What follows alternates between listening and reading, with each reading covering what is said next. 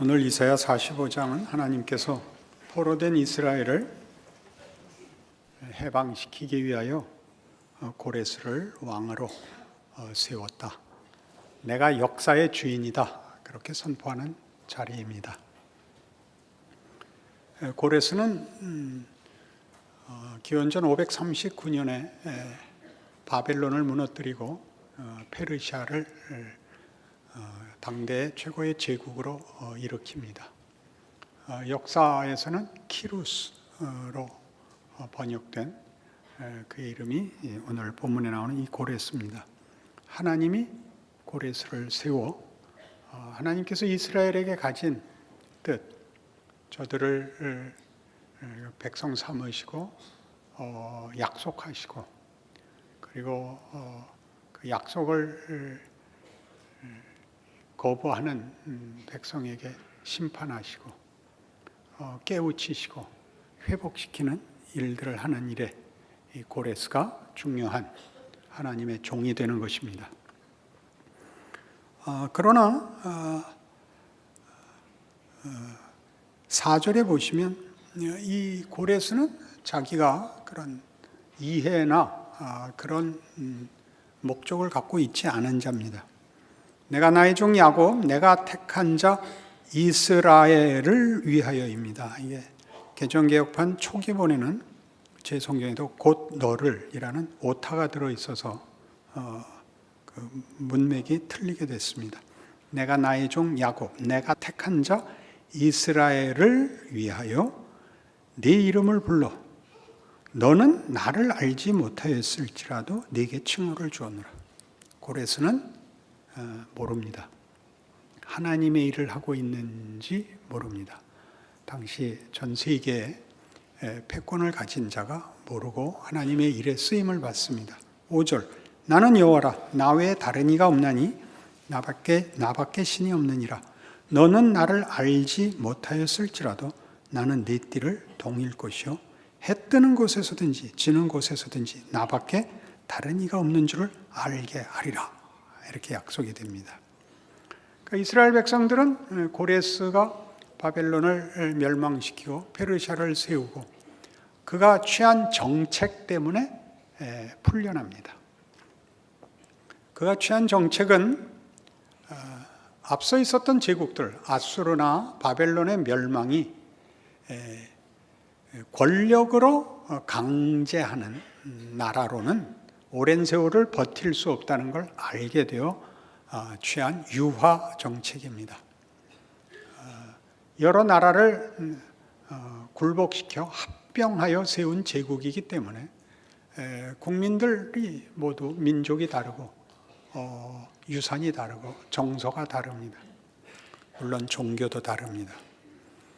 그리하여 고레스는 이 페르시아라는 제국의 정치적 질서를 순종하면 나머지는 다 허락하기로 합니다.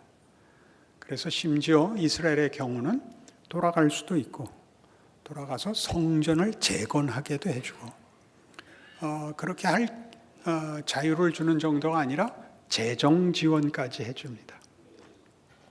하나님의 일을 한다는 생각에서가 아니라 제국을 다스리는 정치적 수완, 어떤 안목에서 이런 일을 행한 자이죠. 그러나 하나님은 그를 세우고 그가 이런 일을 하는 모든 것이 하나님의 뜻을 이루는 준비된 약속된 일이었다라고 오늘 여기 소개하고 있습니다. 그러니 우리가 역사를 볼 때 역사의 주인이 누구냐? 그러면 없다는 거죠. 혹 누가 주인을 대면 그것은 우연이다 라고 말하고 또는 권력이다 라고 말을 하죠. 역사의 주인은 여러분 생각엔 권력입니까?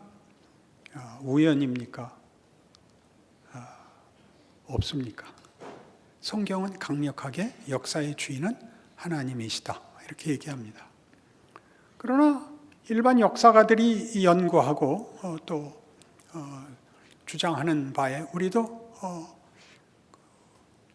우리의 현실 속에서 당연히 그 이치를 혹은 그 타당성을 암묵적으로 합의하여 권력이라고 모두 가지고 있습니다. 그러나 이 고레스 왕의 통치를 통하여 하나님이 일하시는 데서 보다시피 권력은 다만 강제력으로는 힘을 쓸 수 없다라는 것이 아수르와 바벨론의 멸망이요, 곧이어 페르시아의 멸망이요, 그리스의 멸망이요, 로마의 멸망이 됩니다. 한 나라를 구성하는 힘, 그 강제력도 도덕성을 가지지 않으면 망한다. 역사의 교훈이죠. 이때 말하는 도덕성은 다만 가치와 윤리의 고급함을 얘기하는 것이 아니라 자발성이 있는 것이어야 된다. 법에 대한 자발성은 없습니다. 가치가 낮기 때문입니다. 가장 소극적이고 부정적인 기준에 불과하기 때문에 법을 지킨다라는 것은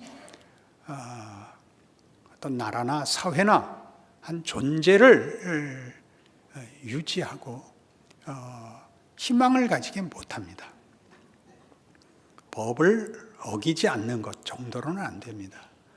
더 큰 가치를 가지려면 이 법보다 높은 세상에서 제시할 수 있는 유일한 대안은 도덕이요, 또는 무슨 애국이요, 이념이요, 이상이요, 정의가 될 수 있을 것입니다. 그러나 그것은 전부 다 실제적인 목표와 내용이 될 수 없습니다. 그것은 그냥 다만 명분입니다. 실제적인 자발성을 갖게 하는 것은 명분이 아니라 우리 자신의 실력이어야만 되는 것입니다. 명분이나 또는 무슨은 생각이 안 납니다. 여러분이 합의하시는 어떤 이해관계나 그런 것들은 다 우리를 고치거나 그런 자발성과 헌신을 하게 만들지 못합니다. 주장은 할 수 있지만 그것이 우리를 정의를, 평화를 만들게 하지 못합니다. 우리 스스로가 그게 되지 않습니다. 이 문제에 대하여 그러니까 성경은 일찍부터 이 싸움을 했죠. 역사는 권력이 주인이 아니라 하나님이다. 하나님은 역사를 어떻게 움직이시는가? 누가복음 22장 24절, 또 그들 사이에 그중 누가 크냐 하는 다툼이 난지라 예수께서 이르시되 이방인의 임금들은 그들을 주관하며 그 집권자들을 은인이라 칭함을 받으나 너희는 그렇지 않을지니 너희 중에 큰 자는 젊은 자와 같고 다스리는 자는 섬기는 자와 같을지니라. 앉아서 먹는 자가 크냐 섬기는 자가 크냐? 앉아서 먹는 자가 아니냐? 그러나 나는 섬기는 자로 너희 중에 있노라. 너희는 나의 모든 시험 중에 항상 나와 함께한 자들인즉 내 아버지께서 나라를 내게 맡기신 것 같이 나도 너희에게 맡겨 너희로 내 나라에 있어 내 상에서 먹고 마시며 또는 보좌에 앉아 이스라엘 12지파를 다스리게 하려 하노라. 세상에서는 권력이 위에 있다. 내 나라에서는 그렇지 않다. 권력은 섬기는 것이다. 너희는 내 모든 시험 중에 항상 나와 함께 있었던 자들인즉 너희가 보상받을 것이다. 이렇게 얘기합니다. 나의 시험 중에 항상 같이 있었던 자들, 그들이 제자들인데 뭘 봤을까요? 역사의 주인이 권력을 갖고 있지 않다는 것을 보았습니다. 우리는 예수님께서 공생애를 시작하기 직전에 받은 시험 속에 나온 이 시험을 다룬 적이 있습니다. 사단이 예수를 데리고 높은 곳에 올라 천하만국을 보이고 내게 절하면 이 모든 것을 내게 주리라. 사단아 물러가라. 다만 내 아버지께 경배하며 그를 섬길지니라 였었습니다. 그러니 하나님이 일을 하신다는 걸 알고 있어야 됩니다. 역사는 권력에 휘둘리는 것이 아니라 그 속에 하나님이 일을 하고 계시는데 하나님은 섬기고 계십니다. 모든 경우, 모든 존재, 모든 시간, 모든 장소에 하나님이 일을 하고 있습니다. 고레스는 모릅니다. 그는 하나님의 일을 하고 있습니다. 여기가 기독교인들이 걸려 넘어지는 턱이죠. 사도행전 4장 23절, 베드로와 요한이 안전뱅이를 고치고 예수의 이름으로 고치고 붙잡혀가서 예수 이름을 증언하는 바람에 곤욕을 치릅니다. 풀려납니다. 1차로 23절, 사도들이 노임에 그 동료에게 가서 제사장들과 장로들의 말을 다 알리니 그들이 듣고 한 마음으로 하나님께 소리를 높여 이르되 대주제여 천지와 바다와 그 가운데 만물을 지은 이시여 또 주의 종 우리 조상 다윗의 입을 통하여 성령으로 말씀하시기를 어찌하여 열방이 분노하며 족속들이 허사를 경영하였는고 세상의 군왕들이 나서며 관리들이 함께 모여 주와 그의 그리스도를 대적하도다 하시니로소이다. 과연 헤롯과 본디오 빌라도는 이방인과 이스라엘 백성과 합세하여 하나님께 기름 부으신 거룩한 종 예수를 거슬러 하나님의 권능과 뜻대로 이루려고 예정하신 그것을 행하려고 이 성에 모였나이다. 주여 이제도 그들의 위협함을 굽어 보시옵고 또 종들로 하여금 담대히 하나님의 말씀을 전하게 하여 주시오며 손을 내밀어 병을 낫게 하시옵고 표적과 기사가 거룩한 종 예수의 이름으로 이루어지게 하옵소서 하더라. 헤롯과 빌라도는 자기 일하러 왔습니다. 하나님이 시킨 일 하러 왔습니다. 악역을 맡았지요. 거스르는 일을 맡았습니다. 그것이 하나님께서 하시고자 하는 일을 담아내는 자리, 역할, 현실입니다. 우리는 우리 역할, 하나님이 우리 안에 담는 일 하겠습니다. 저들은 핍박하는 일, 우리는 핍박당하는 일 속에 하나님이 저기서도 하나님의 일하고 여기서도 하나님의 일합니다. 저들의 권력을 휘두르는 것 같이 우리로 우리의 믿음을 휘두르게 하옵소서. 이렇게 되는 거죠. 2부 때도 아멘 아무도 안 했습니다. 우리의 불만은 뭐죠? 예수가 역사의 주인이시고 역사를 뒤집으러 오셨고 구원하러 오셨고 교회가 세상 앞에 복음과 구원과 하나님의 증거이고 영광이고 실체이고 우리 신자들이 하나님의 손길인데 하나님이 권력을 주시지 않는다는 사실입니다. 우리는 지는 자 같고 우리는 망하는 자 같고 우리는 없는 자 같습니다.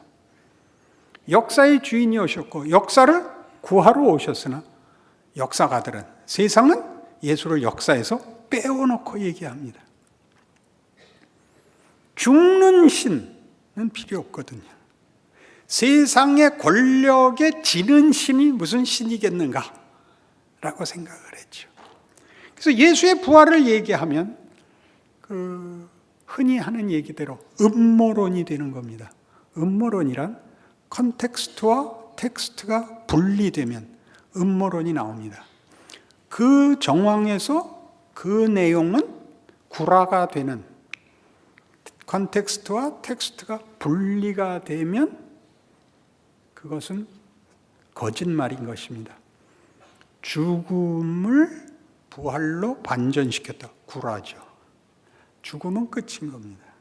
그러니까 구라죠. 예수 믿는 건 구라입니다. 예수도 구라입니다. 그게 역사가 하는 저들의 이해이죠. 우리는 그게 구라가 아니라는 걸 어떻게 알죠? 내가 믿는데요. 여러분 모두가 여러분이 믿습니다. 여러분이 여러분의 믿음이 시원치 않음에도 불구하고 여기 나와 앉아 있는 겁니다. 3년이 돼도 설교 말씀은 이해가 가지 않습니다. 그러나 다른 교회는 못 갑니다. 왜요? 다른 교회 가면 깁니다. 어떡할 겁니까? 차라리, 이런 데다 차라리를 붙여야 되는 게 얼마나 참으로 삼삼한 현실입니까? 차라리 욕을 먹을지언정 빨리 끝나는 게 낫다. 이건 들어와서 우리 안에서는 그것이 일치가 되는데 어떡할 겁니까? 여러분들의 흔들림과 고민은 나에게서는 일치되었는데 세상에서는 일치되지 않는 걸 얼마든지 보거든요. 얼마든지. 역사에서, 국제사회에서, 현실에서, 사회에서, 자신의 인생에서 실컷 봅니다. 세상은 권력을 가져야 됩니다. 그렇지 않은 구원을 받아놓고서 앞뒤가 맞지 않는 내 정황에 이 본문이 들어올 수 없는 고백과 현실 속에 결과물이면서도 믿어지지 않는 거죠. 이 일에 대한 성경의 증언은 바울에게서 너무나 분명합니다. 사도행전 9장에 가보십시다. 바울의 회심을 봅시다. 9장 1절. 사울이 주의 제자들에 대하여 여전히 위협과 살기가 등등하여 대제사장에게 가서 다메섹 여러 회당에 가져갈 공문을 청하니 이는 만일 그 도를 따르는 사람을 만나면 남녀를 막론하고 결박하여 예루살렘으로 잡아오려 함이라. 사울이 길을 가다가 다메섹에 가까이 이르더니 호련히 하늘로부터 빛이 그를 둘러 비추는지라. 땅에 엎드러져 들음에 소리가 있어 이르시되 사울아 사울아 네가 어찌하여 나를 박해하느냐 하시거늘 대답하되 주여 누구시니까 이르시되 나는 네가 박해하는 예수라. 너는 일어나 시내로 들어가라. 네가 행할 것을 네게 이를 자가 있느니라 하시니 같이 가던 사람들은 소리만 듣고 아무도 보지 못하여 말을 못하고 섰더라. 사울이 땅에서 일어난 눈은 떴으나 아무것도 보지 못하고 사람의 손에 끌려 다메섹으로 들어가서 사흘 동안 보지 못하고 먹지도 마시지도 아니하니라. 그때 다메섹에 아나니아라 하는 제자가 있더니 주께서 환상 중에 불러 이르시되 아나니아야 하시거늘 대답하되 주여 내가 여기 있나이다 하니 주께서 이르시되 일어나 집 가라 하는 거리로 가서 유다의 집에서 5 사람 사울이라 하는 사람을 찾으라. 그가 기도하는 중이니라. 그가 아나니아라 하는 사람이 들어와서 자기에게 안수하여 다시 보게 하는 것을 보았느니라 하시거늘 아나니아가 대답하여 하되 주여 이 사람이 대하여 내가 여러 사람에게 듣사온즉 그가 예루살렘에서 주의 성도에게 적지 않은 해를 끼쳤다 하더니 여기서도 주의 이름을 부르는 모든 사람을 결박할 고난을 대제사장들에게 받았나이다 하거늘 주께서 이르시되 가라. 이 사람은 내 이름을 이방인과 임금들과 이스라엘 사람들에게 전하기 위해 택한 나의 그릇이라. 그가 내 이름을 위해 얼마나 고난을 받아야 할 것을 내가 그에게 보이려 한다 하십니다. 지금 정황은 뭡니까? 바울이 회심을 한 게 아니라 증오심과 적개심과 진심을 가지고 예수 믿는 자들을 죽이러 뛰어들어가고 있는 사람입니다. 거기에다가 예수께서 오셔서 너는 내 종이 될 것이요 복음을 이방에 전할 것이요 임금들 앞에 설 것이요 말할 수 없는 고난을 받을 것이라를 거기다 넣어놓은 겁니다. 그게 바울입니다. 바울이 회개했다고. 내가 지난번에 만났을 때도 물어봤어요. 안 했대요. 무슨 말인지 아세요? 여기다가 담는다고요. 바울같이 이 일이 극명하게 컨텍스트와 텍스트가 분리되는 사람은 있을 수가 없어요. 그가 자신의 사도권을 증명할 때도 내가 복음의 사도가 맞다라고 만일 여러분에게 당신이 예수 믿는 게 맞습니까? 그러면 여러분 뭐라고 증명하시겠어요? 내가 이런 경험을 했고 이렇게 예수를 받아들였고 이렇게 성경에 증언을 했고 그게 다 나와 일치한다. 그렇게 얘기할 거 아니에요. 그렇게 안 해요. 고린도후서 11장 사울의 자신의 사도권에 대한 증언은 이렇게 되어 있습니다. 16절부터 봅니다. 내가 다시 말하노니 누구든지 나를 어리석은 자로 여기지 말라. 만일 그러하더라도 내가 조금 자랑할 수 있도록 어리석은 자로 받으라. 내가 말하는 것은 주를 따라 하는 일이 아니오 오직 어리석은 자와 같이 기탄 없이 자랑하노라. 여러 사람이 육신을 따라 자랑하니 나도 자랑하겠노라. 너희는 지혜로운 자로서 어리석은 자들을 기쁘게 용납하는구나. 누가 너희를 종으로 삼거나 잡아먹거나 빼앗거나 스스로 높이거나 뺨을 칠지라도 너희가 용납하는도다. 나는 우리가 약한 것 같이 욕되게 말하노라. 그러나 누가 무슨 일에 담대하면 어리석은 말이나마 나도 담대하리라. 그들이 히브리인이냐? 나도 그러하며. 그들이 이스라엘이냐? 나도 그러하며. 그들이 아브라함의 후손이냐? 나도 그러하며. 그들이 그리스도의 일꾼이냐? 정신없는 말을 하거냐? 나는 더욱 그러하도다. 내가 수고를 넘치도록 하고 옥에 갇히기도 더 많이 하고 매도 수없이 맞고 여러 번 죽을 뻔하였으니 유대인들에게 40에서 하나 감한매를 5번 맞았으며 3번 태장으로 맞고 1번 돌로 맞고 3번 파손하고 일주일을 깊은 바다에서 지냈으며 여러 번 여행하면서 강의 위험과 강도의 위험과 동족의 위험과 이방인의 위험과 신의 위험과 광야의 위험과 바다의 위험과 거짓 형제 중에 위험을 당하고 길게 하면 고난이 길어져서 짧게 합니다. 또 수고하며 애쓰고 여러 번 자지 못하고 줄이며 목마르고 여러 번 굶고 죽고 헐벗어너라. 이게 무슨 사도권에 대한 증명이 되죠? 내가 어느 것 하나 세상 권세로 하는 일이 있는가 봐라. 그렇게 얘기하는 겁니다. 내가 사도인 증거가 뭐냐? 세상 권세와 어떻게도 연결되어 있지 않다. 내가 하나님의 일을 하고 있다는 것이 너무나 분명하다. 이렇게 자기 증명을 합니다. 그러니 여러분의 인생을 보십시오. 여러분의 모든 불만, 나를 불러 하나님을 믿게 하고 헌신케 하고 감격해 놓으시고 아무런 권력을 주시지 않으면 뭘 어떻게 하란 말입니까? 여기 있는 걸 읽으라고요. 고난을 미화시킬 것도 변명할 것도 없습니다. 즉 여러분이 변명하는 것은 이미 기대하고 있고 원망하고 있는 것입니다. 여러분이 가진 것이 최고의 조건입니다. 걱정하지 마라. 내가 실어 보낸다. 넌 운전이나 잘해라. 그런 뜻이 되죠. 불만이신가요? 그러니 오늘 본문에 얼마나 기가 막힌 이 말씀이 여기 이미 이사야에서 선포됐냐 하면 이사야 45장 7절로 오셔서 나는 빛도 짓고 어둠도 창조하며 나는 평안도 짓고 환난도 창조하나니 나는 여호와라 이 모든 일을 행하는 자니라 하였노라. 그게 문제가 아닌 거예요. 평안과 환난이 대조될 거 없어요. 평안에 싣는 하나님의 창조가 있고 환난에 담는 하나님의 창조가 있다.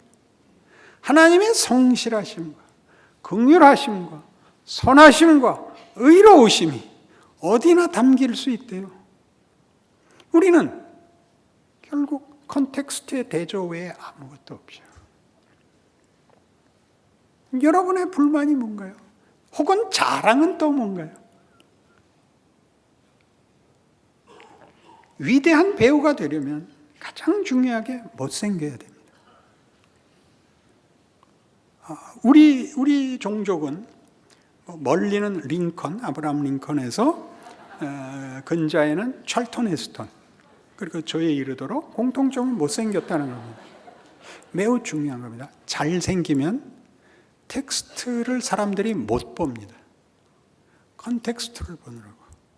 여러분 집안에 이렇게 장식장에 놓는 백자를 보십시오. 뭐가 담겨 있나? 빈 항아리죠. 늘 껍데기 보느라고. 백자는 예술 작품입니다. 물론 그렇습니다. 라면이라도 넣어 놓으십시오.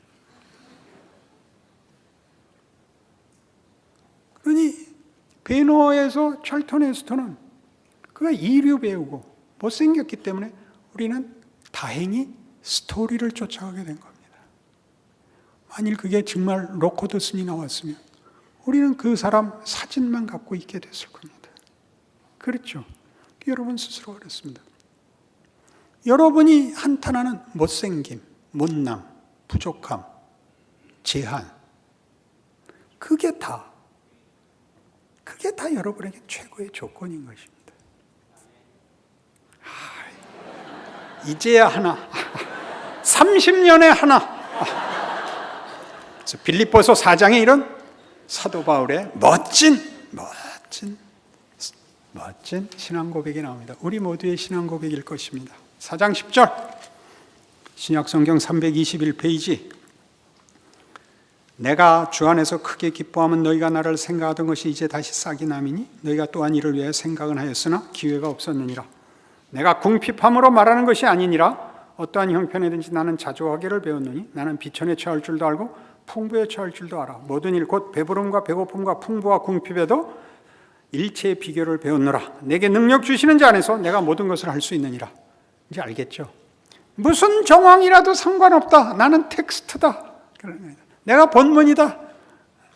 내가 조명받아야 되고 내가 빛나야 되고 내가 우월할 필요 없다. 내게 다른 권력이 필요 없다. 내가 본문이다. 그렇게 얘기합니다. 어느 정황이라도 들어갈 수 있다. 성경은 우리의 이 신앙 고백만 받아내는 게 아닙니다. 하나님은 이렇게 선포했죠. 다시 이사야 45장 8절. 하늘이여 위로부터 공의를 뿌리며 구름이여 의를 부를지어다. 땅이여 열려서 구원을 싹트게 하고 공의도 함께 움돋게 할지어다. 나 여호와가 이 일을 창조하였느니라. 하늘아 복을 쏟아라. 땅아 복을 싹 틔워라. 내가 명령하노라. 나는 창조자 너희 하나님이니라. 아멘입니다. 여러분이 당하는 인생과 역사와 어떠한 현실 속에도 이 창조주가 주인이십니다. 기도하십시다. 하나님 아버지 은혜를 감사합니다. 우리의 존재와 우리의 지위와 우리가 만나는 현실 속에서 우리가 본문이 되어야 합니다. 하나님의 자녀이니까요. 하나님의 영광이 드러나며 하나님의 창조와 승리와 하나님의 복이 우리 안에서 증언되는 그 귀한 삶을 사는 줄 아는 믿음의 승리, 영광, 자랑, 감사 있게 하옵소서. 예수님 이름으로 기도합니다. 아멘.